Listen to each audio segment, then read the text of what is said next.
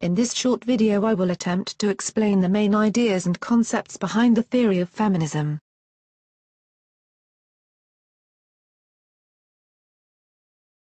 In your session you will have been handed extracts from The Second Sex by Simone de Beauvoir. De Beauvoir prescribes a moral revolution. She believed that one is not born a woman, but becomes one. It is the social construction of woman that de Beauvoir identifies as fundamental to women's oppression. The second sex is often regarded as the first stage of second-wave feminism, anticipating the sexually charged feminism that was to follow from the 1960s onwards.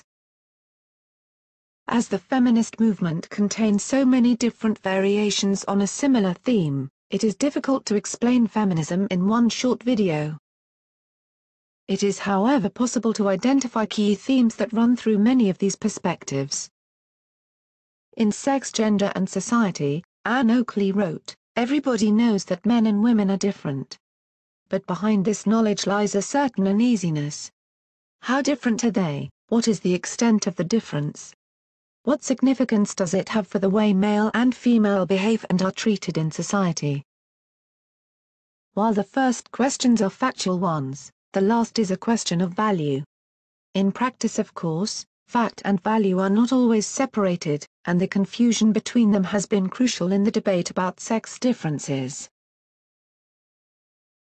It is perhaps not a coincidence that these debates have taken place across history, at least within Britain, during, and following, the reigns of female monarchs. The first Elizabethan era was a time of reappraisal, in which the relative worth of male and female became a topic of social relevance. This was a battle to ensure that the practical equality between men and women that had already developed was maintained.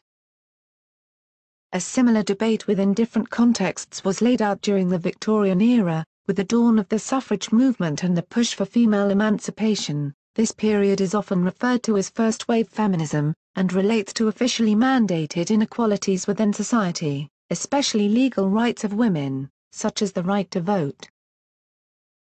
In many respects this particular battle has been fought and won, giving women a majority of equal legal rights with men in most developed countries.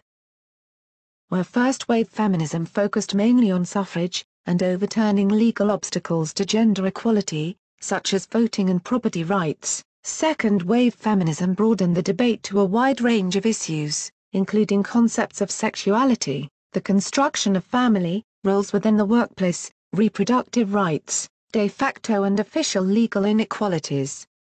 Second-wave feminism also made considerable progress in the battle against violence. Since the mid-90s it is considered that we have now entered an age of third-wave feminism. This is a post-structuralist perspective that refutes many of the ideas that spawned from second-wave feminism in relation to all women needing the same thing.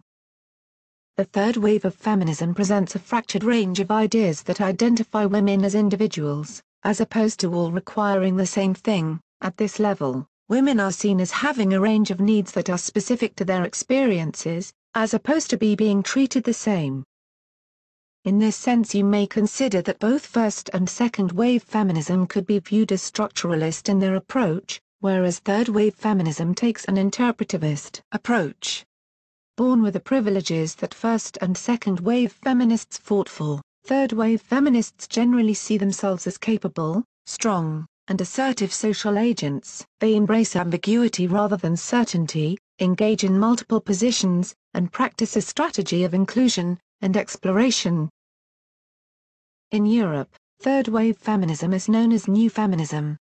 This new feminism is characterized by local, national, and transnational activism in areas such as violence against women, trafficking, body surgery, self-mutilation, and the overall pornification of the media. While concerned with new threats to women's rights in the wake of the new global world order, it criticizes earlier feminist waves for presenting universal answers, or definitions of womanhood, and for developing their particular interests into somewhat static identity politics.